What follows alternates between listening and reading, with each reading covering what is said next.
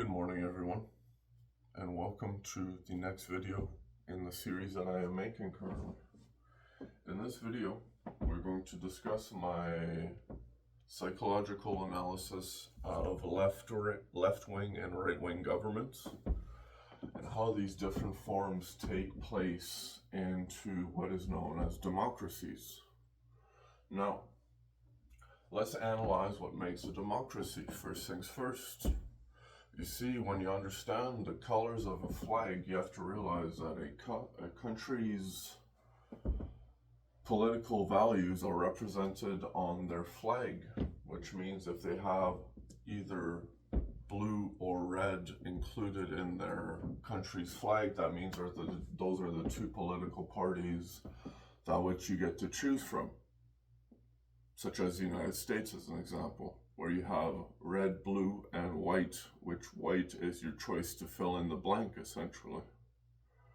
Now you get to Canada, which is just white and red, which means Canada is technically a more leftist-leaning country to begin with.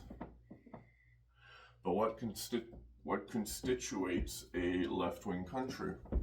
Well, let's make a difference in between what both of these different political parties stand for. Now you see, we all know that, for example, most of us think of the idea of right-wing politics to be the idea of taking minority group rights, removing those rights in order to assure better income and lower taxes for the majority. Whereas now, if you look at to the leftist ideology, you're essentially doing the opposite. You're enriching or empowering minorities in order to increase the taxing and lower the revenue for the majority. Now you might say, well, what's more important? And that's where the buyout is. You see, when you vote for a political party, there is a paradox of sorts into their party.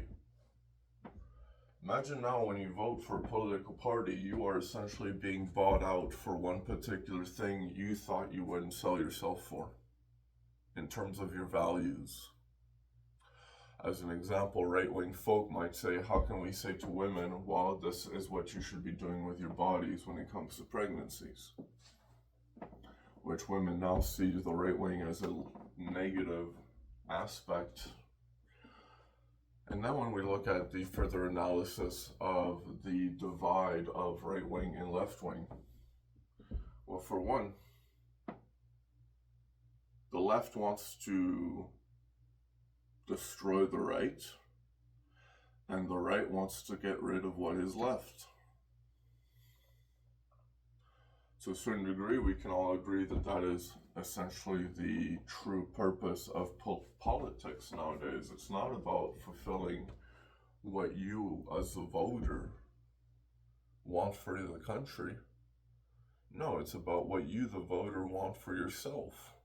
But they have found a way now to make it more popular to vote in a group-like mentality, known as communism, community, which is left-wing ideology. Now, in left-wing ideology, you often hear the term speak about tax the rich. Tax the rich so the poor don't have to work as hard. But let me ask you, why do you think the economy runs in the first place? Who do you think these rich people are providing jobs for? When you have a business that has over 250,000 employees, what do you think happens at that particular point? Well, you're creating wealth for 250,000 people, and they are generating wealth for you as the employer. But if you were to now look at the idea of, say, tax the rich, okay, for one, how many rich people do you think there are in the world, let alone in Canada? How many billionaires do you think are actually in Canada?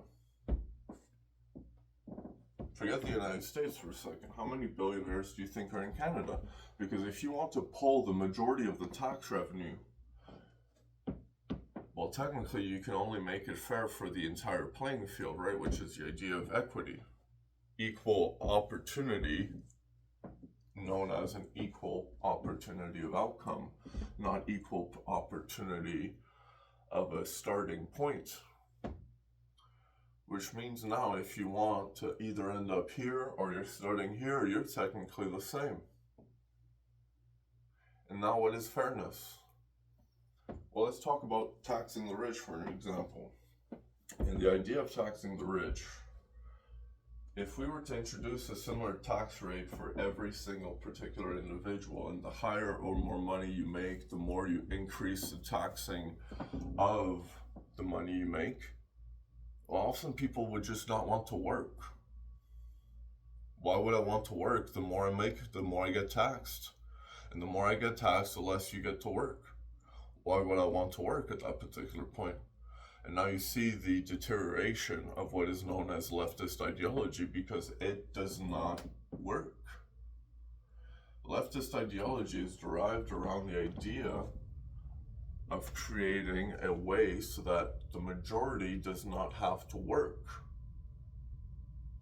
And that somehow the world is just going to run itself without anybody working. But there's always somebody that has to work for the entire system to exist, for it to work, so you don't have to work as a leftist person. Now, if you look at, say, let's imagine we have 5 billionaires in Canada. 5 billionaires. Multi-billionaires. You have to realize it's not them, the person itself, that's worth that much money. It's their company that's worth that much money. Which now when you look at a company, when you invest in expanding as a company, all of your previous investments back into your own company is now known as a tax write-off. And in a tax write-off, any money you reinvest back into your own company, you essentially don't pay taxes on. Now imagine if out of the $9 billion that I could make as a rich person, I only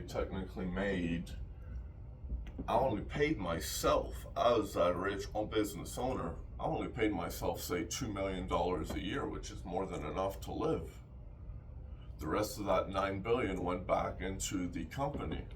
So when you're taxing me, all of a sudden, you can't just tax a business entirely because they would just not be able to expand, resulting in, well, complete poorness. You would have nothing. And when you have nothing, well, the idea is, well, if I have nothing, he shouldn't have anything either. You see, the leftist is the leftovers of those that were jealous of the right, those that were doing what was necessary to assure the continuation of civilization. This is why conservatism has been working this entire time, because you're conserving the old ways things have been progressing. But now we're changing in society. And we're starting to see not just a change in people's wealth, you're also seeing a huge change in people's work ethics. Nobody wants to work anymore. Most people nowadays think working means you just show up to your job, and once you're there, you're technically working without having to do anything. And now when you demand the youth of this generations, we're seeing overtake low percentage of income jobs, such as minimum wage jobs, which are technically only meant for teenagers. But when you see minimum wage jobs, you now see that there is a huge portion of our society, whether they be teenagers or even adults, no matter the age, we are now seeing the rise of people in these particular age groups choosing to work minimum wage jobs because they just don't want to have to take on the stress of being triggered, having to take on a more difficult but more prosperous way of making money. You see, it's that trade-off. How much are you willing to sell yourself for? The more money I make, the more stress I earn. The less money I make, the less stress. But the more deterioration and essentially no life you have. So you deteriorate regardless. You see, the idea of the left is the idea of selling a false hope. Because if now all of a sudden, if we were to say tax the rich and we only tax $2 million out of 5 people in Canada, well, that would create very little tax money for any of these social systems to occur. The idea is you want to tax a small percentage of the majority of the population, which make the littlest amount of money. Because in that particular statement, you are actively pulling less money out of more people's accounts, you're generating more tax revenue, and because of this, you are now able to have all of these social programs for minority groups and so on.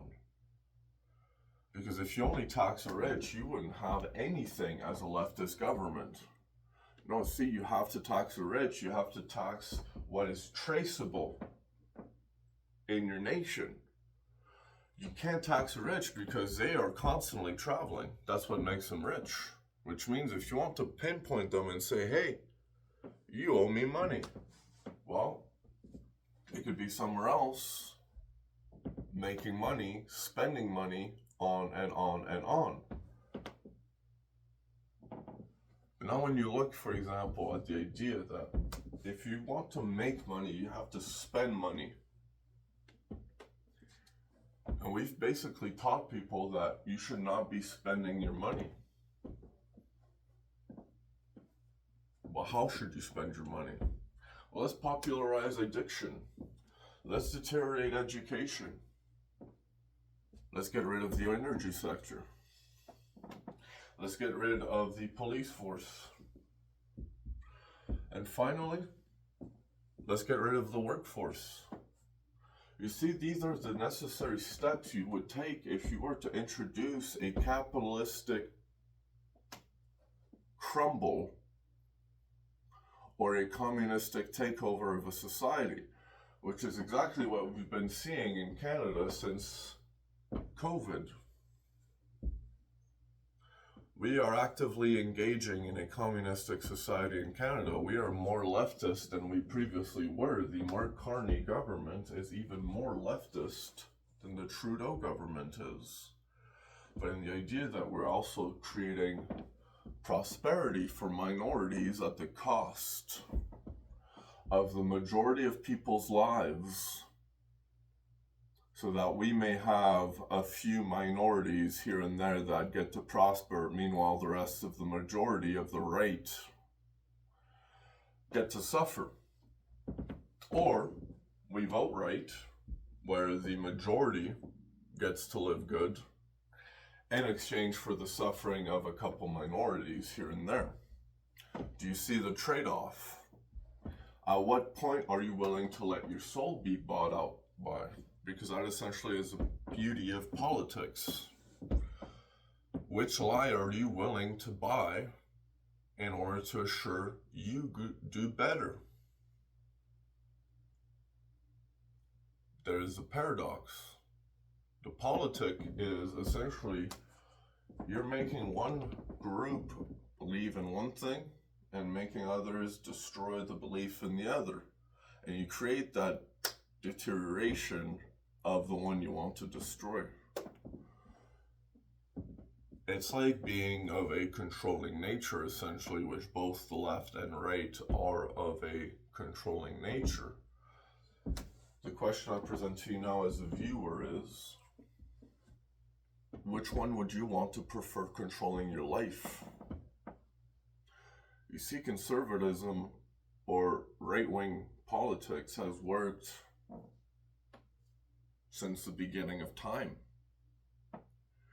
Whereas now we're seeing the communistic aspect of things, the left-wing aspect of things, has only existed until about losers like Karl Marx, people that didn't want to work, until about losers like Karl Marx basically said they just would prefer a euphoria, a world where you don't have to work. But the thing is, there will always have to be someone that has to work to sustain the entire machine.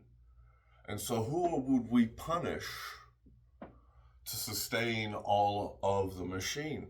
Well, you could say essential workers nowadays, where 70% of the population in Canada gets to live off of tax money, which 30% of essential workers, 30% of essential workers that make the entire population of Canada, 30% of the entire population of Canada are the essential workers, which now off of the money they are generating, 70% get to not work. This was what was known as CERB payments, a universal income, where you are now all at the equal playing field, and whether you worked or not, you just about made the same damn amount of money. So what was the trade-off? Well, if you didn't work, you deteriorated at home, isolated, with your mental health completely sabotaging itself to the point you are now on what is known as AISH. You see, in the idea of creating CERB payments, it's easier to spend money that you don't earn yourself. And it's easier to talk about how others should spend money when you yourself don't earn that money yourself. But now when you give people free money, and what do these people do? Well, in the time of COVID, would it be fair to say that a lot of the youth that sought CERB payments also sought CERB payments to feed an addiction, which got worse and worse and worse and worse during COVID, which the government essentially just paid people to get high at that point. You would get your bills done. Once you cleared your bills, boom, you do your own thing. And those that claim CERB payments eventually, well, they developed mental illness as a result of being completely lost in their homes. And once they developed mental illness, well, they were now able to claim what is known as AISH, where they are now actively saying, because they have a mental disorder, if that is one of the things they are claiming AISH for, that they may essentially say, I now need universal income because I can't work.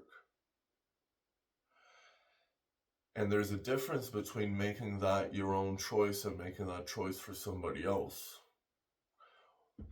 To a certain degree, there has to be a beauty about the leftist and the right-wing ideology in total. Because, see, you can technically vote for something other than just left and right. I hope you folks know that.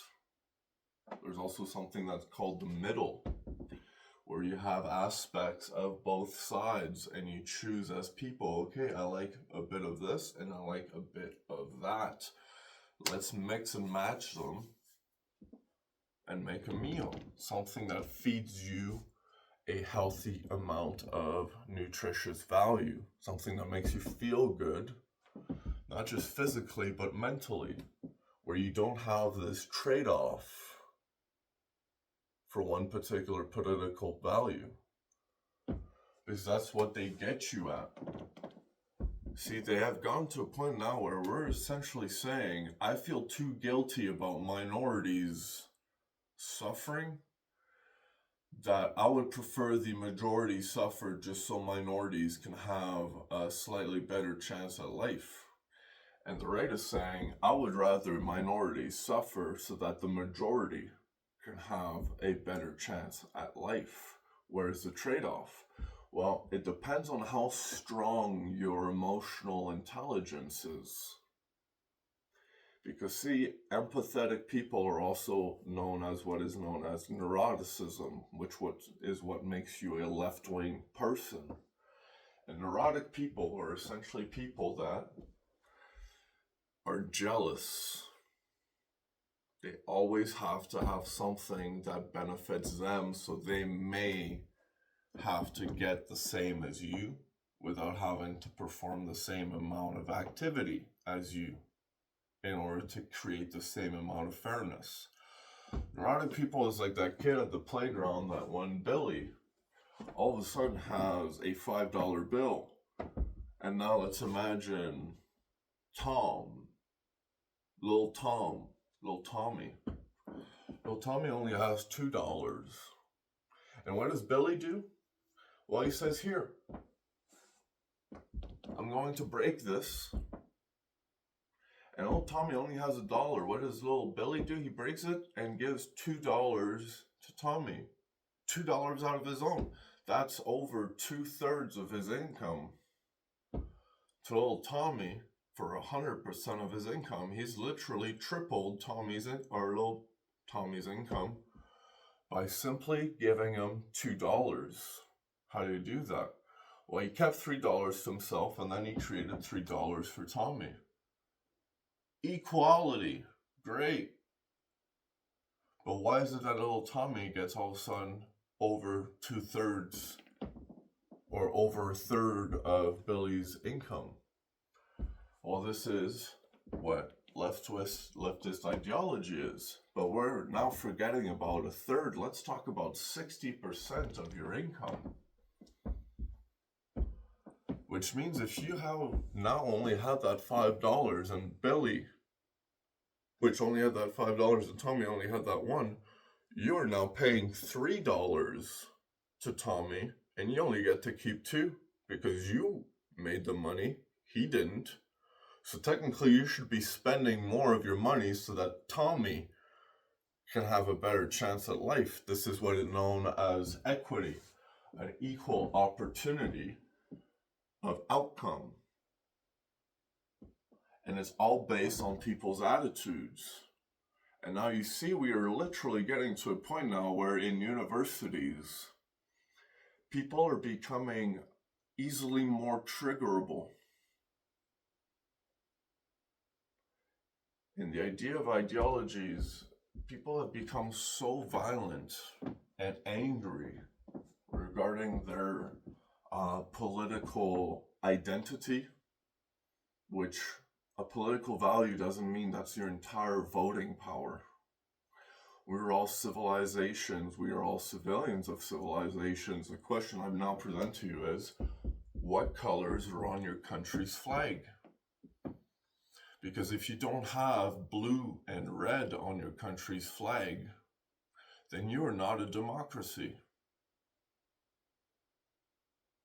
Democracies have the ability to vote in between both political opposites, whereas if you look at countries with different colors now, whether they be of a more green, such as a more green party stance, or when you look now at yellows and orange, where you get into more NDP, greens, yellows, reds.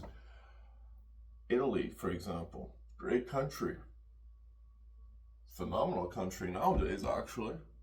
Which I would actually offer people, if you want to live anywhere right now, I would suggest you move to Italy, actually, because it is one of the best places to live in the present state of the world at this particular time.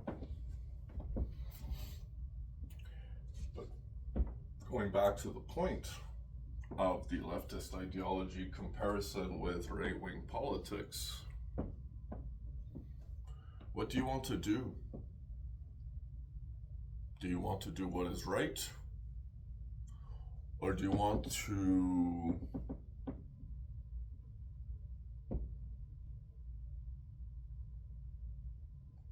do what is right, or do you essentially want to write off the left?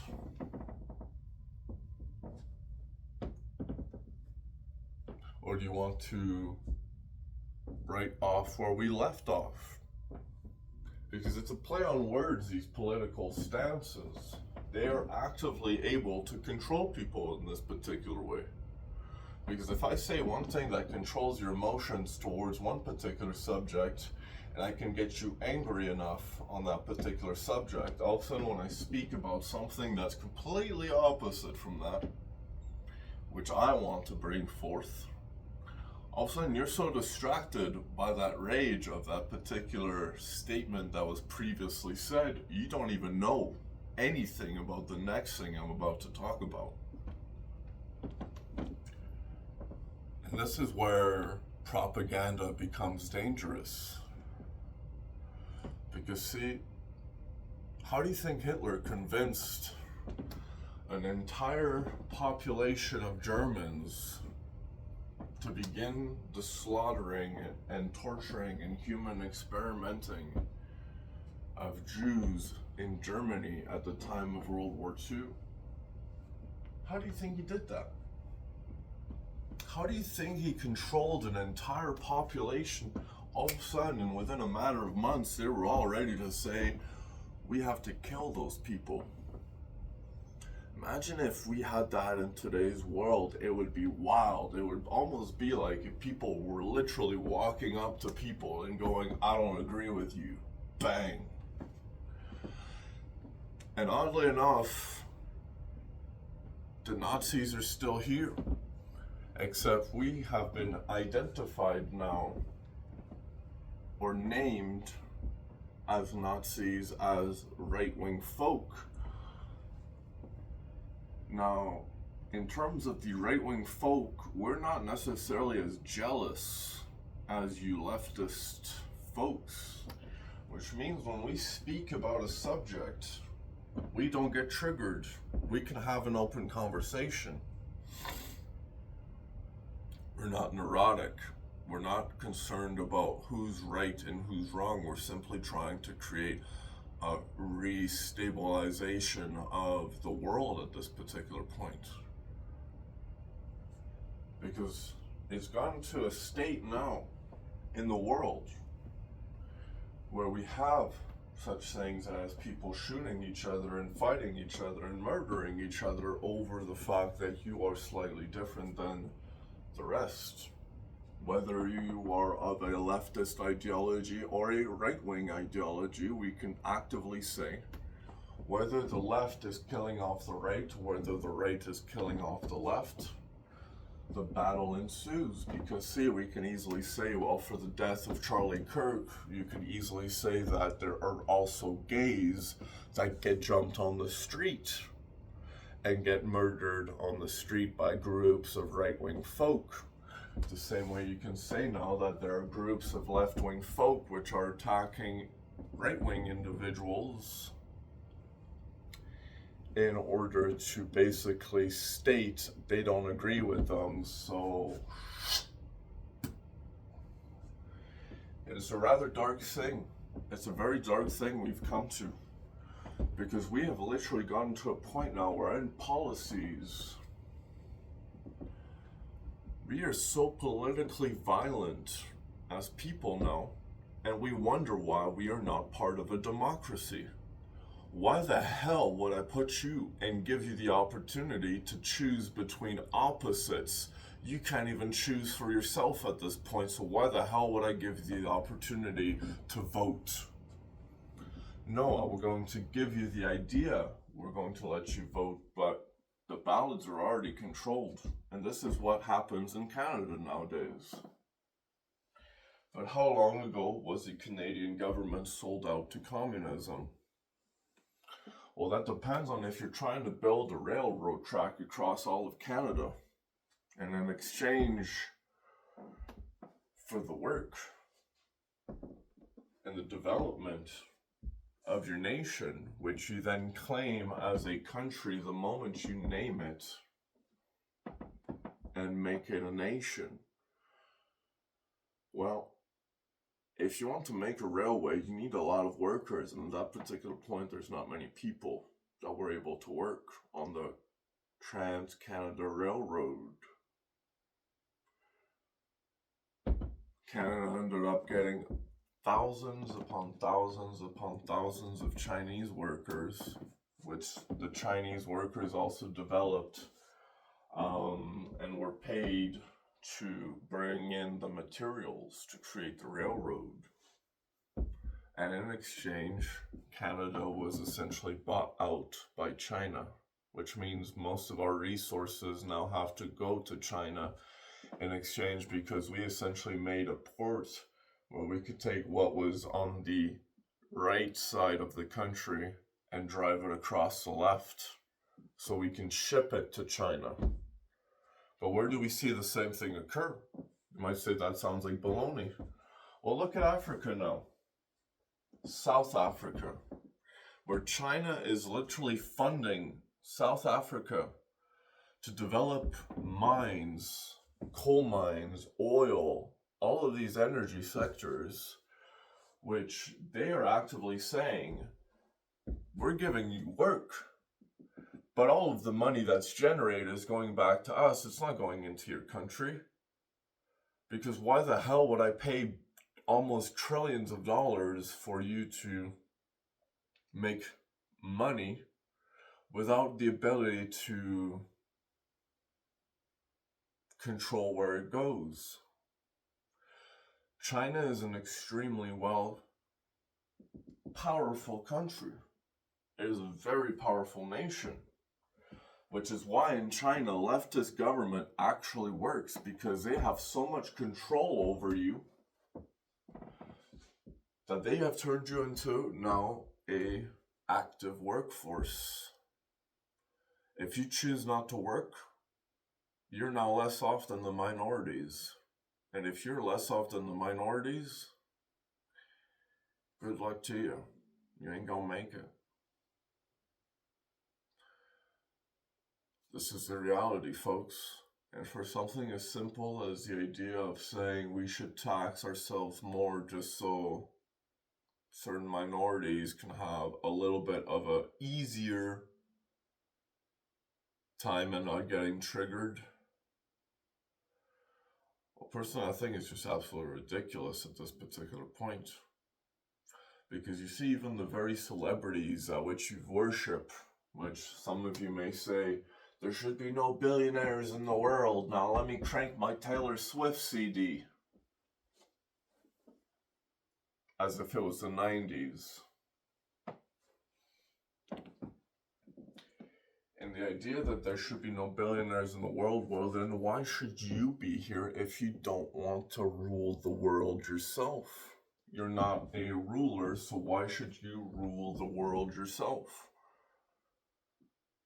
You're not going to work that hard to make that happen, so why should you actually get to say this is what needs to be the way things work?